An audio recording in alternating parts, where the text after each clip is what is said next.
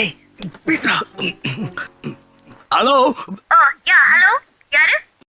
கணேஷ் பேசுறேங்க. பேரு சொல்லிட்டு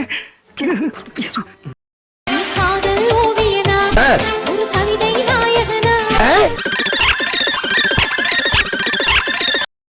நான் இல்லைங்க, பிச்சை எடுத்துக்கிட்டு இருக்கிறேங்க. அவ்வளவுதாங்க மேட்ரு. நீங்க அவர்கிட்ட என்ன பேசுனீங்க, என்ன சொன்னீங்க? உண்மையா சொன்னேன்.